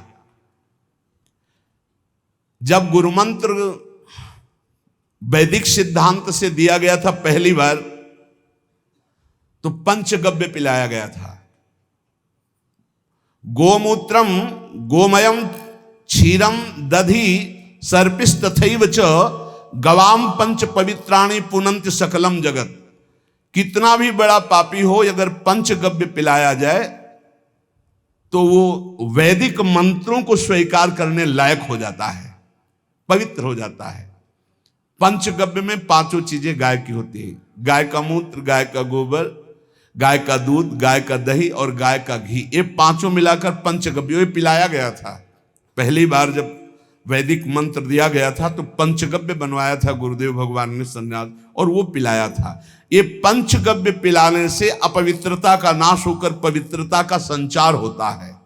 इसलिए धन्य है उनका जीवन जो गौ सेवा परायण है भगवत भाव से, गाय में साक्षात भगवान का भाव रखकर गौ सेवा करते हैं। त्रिषिता गौर गृहे बद्धा गेहे कन्या रजस्वला देवशास्त्र सन्निर्माल्य हंति पुण्यम पुराकृतम। यदि घर में गाय बंधी है और भूखी है और प्यासी है तो तुम्हारे सारे पुण्य नष्ट हो जाएंगे। अगर घर में रजस्वला कन्या बहुत काल तक है और उसका विवाह आप नहीं कर रहे हैं तो आपके सारे सुकृत नष्ट हो जाएंगे। यदि घर में ठाकुर जी विराजमान है, कर का पहनाया हुआ माला सुबह तुमने देख लिया तो तुम्हारे सारे पुण्य नष्ट हो जाएंगे, क्योंकि शयन कराते समय तुमने उतारा नहीं, अर्थात तुम सेवा में प्रमाद करते हो। तो देवतास्त्र सन्निर्माल्य हंति पुण्यम पुराकृतम। जैसे सुबह श्रृंगार किया तो रात्रि के शयन के समय वो हटा लेने चाहिए माले। जब हम शयन कराते हैं तो भले पुष्प शैया पे शयन कराएं पर माला नहीं धारण कराएं। श्रृंगार का माला अगर दूसरे दिन दर्शन किए क्यों पहने ठाकुर जी तो तुम्हारे सुकृत नष्ट हो जाएंगे। गाय बंदी हो घर में, वो प्यासी है और भूखी है, तुम्हारे सुकृत नष्ट हो जाएंगे। त्रिषिता गौर गृहे बद्धा, क्योंकि तुम्हारे पास है, सेवा करना चाहिए। यो वै गाम प्रतिसिद्धेन्त चरंतिम च स्वतरणम नरहा तस्य पूर्वे च पितरा कंपन्ते पतनोन्मुखा। यदि गाय हरी हरी घास चर रही कहीं और तुमने डंडा ऊपर प्रहार किया और लाठी मारी तो तुम्हारे पितर खोपड़ी के बल नरक जाने के लिए तैयार हो गए। ये लिखा है चरंतिम स्वम तृणम नरहा तो तस्य पूर्वे च पितरा कंपन्ते पतनोन्मुखा। इसीलिए क्या भारत से कहीं किसी की तुलना हो सकती है जहां गौ को माता की पदवी दी गई, जहां गौ को हम आराध्य देव के रूप में मानते हैं, आराधना करते हैं। गौ रक्षा, गौ सेवा, ये बहुत बड़ा इसमें छुपा हुआ है। स्वयं भगवान अवतरित होकर गौ रक्षा, जब गाय के रूप में पृथ्वी रमाती तो भगवान का अवतार हुआ है।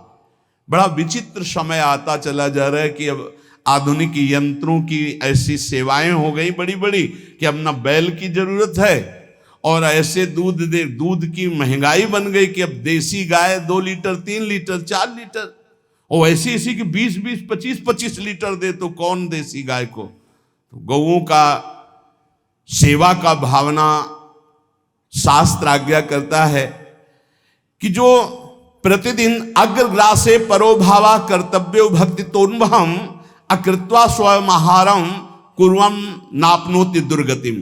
जे ही तुम्हारे गृहस्थ में घरों में पहले होता था, अब तो भगवान जाने, जे ही पहली रोटी तवा में गई तो वो निकाल करके पक्की रखी जाती थी गौग्रास के लिए, पहला रसोई में। तो इसमें लिखा प्रतिदिन स्वभोजनम, पहले स्वयं भोजन न करके गाय के लिए ग्रास निकालना चाहिए। तो जिनके पास अर्थव्यवस्था जो गृहस्थ धर्म में है या जिनके पास अर्थ है, कुछ रोज 1 रुपया निकालो। हम कह रहे रोज निकालो तो महीने में 30 रुपया होते। 30 रुपया में एक गाय को हरी घास तो एक टाइम पवा ही सकते हो ना, बहुत नहीं है तो 1-1 रुपया निकाल के अगर एक गाय को चारा दोगे तो एक बार का भोजन तो हो ही सकता है। 30 रुपया में हरी घास जाकर के उसके एक बार तो पवा दोगे ना। अग्रग्रासे परोभावा कर्तव्य भक्ति तोन्वहम, भक्ति पूर्वक गाय को 1 ग्रास भोजन में 1 रोटी तो निकालना चाहिए गाय के लिए, ऐसा शास्त्र आज्ञा कहता है। जो ऐसा करता है तो अकृत्वा स्वयमाहारम कुर्वन् नाप्नोति दुर्गतिम, अपने आहार से 1 रोटी निकालकर गाय को देता है और स्वयं 3 रोटी भले पाले 1 रोटी गाय को दे दी तो बोले उसकी दुर्गति नहीं होगी, अर्थात उसके अंदर भाव बढ़ता चला जाएगा वो भगवान की भक्ति में। और तेनाग्नयो हुता सम्यक पितरश्चापि तर्पिताः देवास्त पूजितास्तेन यो ददाति गवान्हिकम। जो प्रतिदिन गौग्रास निकालता है, अर्पित करता है, तो उसको अग्निहोत्र करने का फल मिलता है, उसके पितरों को तृप्ति मिलती है और समस्त देवताओं के पूजन का फल मिल जाता है जो गौग्रास निकालता है। यो वै ताड्यते यष्ट्याधेनुम मर्त्यो विमूढ़धि, जो मूर्ख मनुष्य, जैसे अब गाय दूध नहीं दे रही, मार डंडे डंडे मार रहे हैं, इंजेक्शन लगा रहे हैं, ऐसे वैसे कर रहे हैं, उसको ताड़ना दे रहे हैं, तो बोले जो मूढ़ बुद्धि मूर्ख मनुष्य, यो वै ताड्यते यष्ट्याधेनुम मर्त्यो विमूढ़धि, वो गाय को लाठी से मारता है, डंडे से मारता है, हाथों से मारता है, तो धर्मराजस्य नगरेशा याति करवर्जिताहा, धर्मराज जी पहले अपने नरक में ले जा करके उसके कहते थोड़े थोड़े तिल तिल करके पहले इसके हाथ काटो, मरना है नहीं वहां, अब आराम आराम से थोड़े थोड़े पहले हाथ वर्जिताहा, इन्हीं हाथों से गाय को मारा था ना, तो ऐसे थोड़ा थोड़ा काटा जाता है उसके हाथ, कर वर्जिताहा, उसके दोनों हाथ काट करके थोड़े थोड़े। यो वै दंसान वार्यति तस्य पूर्वे कृतार्थ काहा नृत्यंत सवादिस्मास तरिष्यति भाग्यवान, जो गौ के शरीर को स्नान कराता है, गौ के शरीर को कीट आदि से मच्छर आदि से रक्षा करता है और खूब अच्छा अच्छा पदार्थ गौ, केवल दूध के लोभ से नहीं, ये हम गौ सेवा की बात कर रहे हैं, ये कि नहीं वहां 10 लीटर दूध देती तो हाथ फेरो, जब दूध नहीं देती है तो चारा भी ठीक से नहीं दे रहे, और उसके ये स्वार्थी हो, गौ सेवा का बात नहीं, वो दूध का लोभी केवल व्यापार की बात करता है। गौ सेवा का तात्पर्य है गौ सेवा, केवल खूब बछड़े को पिला दिया प्रसाद रूप से, जो दूध मिला उसका अपने सेवन की, वो बात तो अलग है। अब बछड़े को तो जरा सा केवल पिन्हाने के लिए कर दिया और खूब सारा दूध लीटर में नाप करके जा रहा है, और उस समय तक तो खवाओ पियाओगे ही खूब अच्छे से, इसके बाद जब दूध देना बंद किया तो उसका आदर सत्कार खत्म, खोल के बाहर ऐसे वो प्लास्टिक खाते घूम रही, तो ये गौ सेवा नहीं मानी जाएगी, वो स्वार्थ पूर्ति मानी जाएगी। जो सदैव गौ सेवा करता है, उसके डांस मच्छर हटाता है, स्नान कराता है, पीठ में हाथ फेरता है, उसके पूर्वज जो पितर होते हैं वो नाच पड़ते हैं, उनका मंगल होना शुरू हो जाता है कि हमारे वंश में गौ सेवक पैदा हुआ, बड़ा भाग्यवान है, और वो गौ के द्वारा हमें तार देगा, ऐसा भाव। गौ सेवा हमारे सनातन धर्म में बहुत बड़ा स्थान गौ सेवा का है। पर एक बात ध्यान रखें, इन सब सेवा का फल है भगवान के चिंतन में निरंतर वृत्ति डूब जाए, हमारी एक एक वृत्ति एक एक क्षण भगवान के चिंतन में डूब जाए। अगर नहीं तो हम आपको उत्तर दे रहे हैं। कल प्रश्न हुआ था कि क्या गौ सेवा के बिना मुक्ति मिल सकती है? क्या महाराज नृग जैसा कोई गौ सेवक हुआ है दानी? भागवत में पढ़ लेना, करोड़ करोड़ गायों को, करोड़ों गौशालाएं थी, एक दो नहीं, इसलिए कह रहे हैं करोड़ों शब्द कि आप उसको कोई ज्यादा ना समझें। पृथ्वी के कोई भूमि के कण गिन सकता है, बारिश की बूंदे गिन सकता है, लेकिन महाराज नृग की गौएं जितनी दान की गई वो गिनी नहीं जा सकती थी, ऐसा वर्णन आता है। अरबों अर्बुद गौओं की सब स्वर्ण से अभिषिक्त करके ब्राह्मणों को दान करना, इतने बड़े गौ सेवक, इतने बड़े दान करने वाले, एक चूक हो गई, ना दान लेने वाले तपस्वी ब्राह्मण की गाय किसी अन्य ब्राह्मण को दान कर दी, और वो ब्राह्मण ने जब गाय देखी बोली मेरी गाय चुरा ली, बोले महाराज नृग ने दी। महाराज नृग से कहा मेरी गाय है, तो उनका गौशाला में आ गई होगी, आपको 10,000 गौएं देते हैं, आप अपनी गाय। बोले मैं प्रतिग्रह नहीं लेता। जिसने दान लिया था उसने कहा गाय यही लेके जाऊंगा, तो उनका आप गाय छोड़ दीजिए, आपको 10,000 गाय देते। बोले नहीं लूंगा। बस अनजाने के अपराध ने गिरगिट बना दिया था, कुएं का गिरगिट। पर भगवान बड़े कृपाल हुए, गौ सेवक थे, इसलिए गोविंद द्वारिकाधीश जी ने उनका उद्धार किया।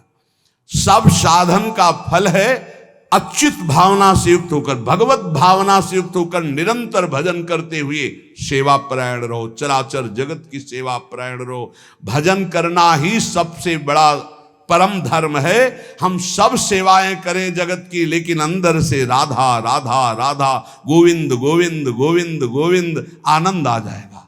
तन से सेवा करो, मन से भगवान के चिंतन, मामनुष्मर युद्धते, भगवान के चिंतन में रहो। सेवा और व्यापार में अंतर होता है। गौ सेवा के बहाने से धन का जो दान लेना है और उसका अपने में प्रयोग करना, मैं पितरों सहित नरक जाना है, लिख लो। गौ सेवा के बहाने से दान लेना और उसका अपने परिवार के सुख में पैसे का प्रयोग कर देना या अपनी वासनाओं की पूर्ति में लगा देना। आया गौ सेवा के लिए और आप प्रयोग कर रहे हैं गाड़ी घोड़ा नाना प्रकार के सांसारिक भोगों में, तो लिख लो पितर सहित तुम्हारे नरक जाएंगे, क्योंकि गौ सेवा के लिए आया है। गौ सेवा का धन सिर्फ गौ सेवा में ही लगना चाहिए। आप गौ सेवक है, दूध पान कीजिए, रोटी खा लीजिए, लेकिन गौ सेवा का अर्थ आप अपने वासनाओं की पूर्ति में, अपने मनोरंजन में या अपने मन के संकल्प भावना में नहीं पूरी कर सकते। गौ सेवा के लिए ही पूरी कीजिए। गौ के वास का निर्माण, गौ के भोजन की व्यवस्था, वो दूध दे ना दे, वो कैसी भी अवस्था में हो, उसकी सेवा परायणता, उसके लिए सेवक रखना, सेवकों को भी सुख प्रदान करना, लेकिन स्वयं कभी गौ के सेवा के लिए आए हुए धन का स्वयं के लिए भोग न करना और निरंतर भजन रखना, उसे परम पद की प्राप्ति हो जाएगी। इसलिए हमारे सनातन धर्म में गौ सेवा का विशेष महत्व है और इस महत्व को सबको स्वीकार करना चाहिए। यदि आप गौपालन स्वयं नहीं कर सकते तो 4 लोग मिलकर के, क्योंकि आज जो गायों की व्यवस्था वो बड़ी दयनीय हो रही है। दयनीय इसलिए हो रही कि दूध की अधिक ताके चाह रखने वाले भैंस रखते हैं या विदेशी गाय रखते हैं।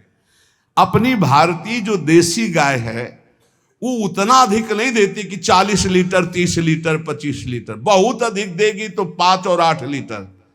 देसी शुद्ध गाय अपनी जो है वो 8-10 लीटर, बहुत जब व्यवस्था हो। नहीं तो अपने गांव में तो देखा है 2-2.5-3 लीटर से ज्यादा नहीं देंगे, 1.5 लीटर इधर 1.5 लीटर उधर, या बहुत हुआ तो 2 लीटर 2 लीटर, पर वो स्वर्णिम दूध होता है। जो दूध की चाह रखने वाले जन थे अब वो गायों को नहीं रखते, देसी गायों को कोई बिरला ही रखता है। अब पहले बैलों की जरूरत होती थी, गाय बछड़ा दिया तो आनंद होता था कि किसानी के काम में। अब तो ट्रैक्टर है तो बैलों की जरूरत नहीं। अधिक दूध के लिए अरे अब तो पशुओं की जरूरत नहीं, केमिकल से दूध बन रहे हैं, टैंकर के टैंकर। तो फिर हमारी जो गायें हैं उनकी बड़ी दुर्दशा हो रही। तो हमें चाहिए कि जो गृहस्थ जन हैं, धनी मानी जन हैं, या जिनके पास शरीर व्यवस्था, बौद्धिक स्तर सेवा परायण, अर्थव्यवस्था, वो थोड़ा 4 गाय की व्यवस्था करके उनकी सेवा करें, क्योंकि हमारे सनातन धर्म का स्वरूप है। जहां मां पदवी दी गई है गांव को, गौ माता कहा गया है। गौ में समस्त देवता विराजमान है। गौ का बहुत बड़ा महत्व वर्णन किया गया धर्म शास्त्रों में। यहाँ तक कि जब कोई ऋषि नाराज होता था तो आगे गाय करके जाया जाता था तो क्षमा हो जाती थी। गाय को देखते ही वो क्षमा कर देते थे। बहुत महिमा वर्णन की गई है गौ की। इसलिए जिसको भी अगर नहीं अर्थव्यवस्था है तो एक रोटी तो निकाल सकते हो ना। तुम्हारी रसोई में रोटी बने तो पहली रोटी निकाल लो और आसपास जहां गाय बंधी हो तो उसको दे आओ जाकर, तो कम से कम धर्म का पालन हो जाएगा, गौ सेवा बन जाएगी। तो गौ सेवा, चराचर जगत की सेवा, भगवत सेवा, सबका फल है। फिर प्रारंभ में आ जाइए स्मृति। योगी हो तो चित्त की वृत्ति का निरोध करके परमात्माकार, ज्ञानी है तो चित्त वृत्ति का लय करके स्वरूप स्थित, भक्त है तो एक एक वृत्ति सावई मनः कृष्ण पदार विंदयो। भगवान के चरण में, भगवान के नाम में, भगवान के रूप में, भगवान की लीलाओं में। स्मृति अगर नहीं तो सब साधन अधूरा, और स्मृति तो हर साधन पूरा। इसलिए एक बार कमर कस लो, चाहे जगत की सेवा करो, चाहे जिस कार्य में लगे हो, तुम्हारी स्मृति प्रभु में लगी हो। स्मृति के बिना हम जीवन का कोई महत्व नहीं समझते। स्मृति विहीन जीवन सब व्यर्थ। इसीलिए उन परमहंसों के चरणों में स्वयं भगवान चरण रज लेने के लिए पीछे डोलते हैं, जो निरपेक्षम मुनिम शांतम निर्वैरम समदर्शनम अनुब्रजाम्यहम नित्यम पुयत्यंगुरेण भी।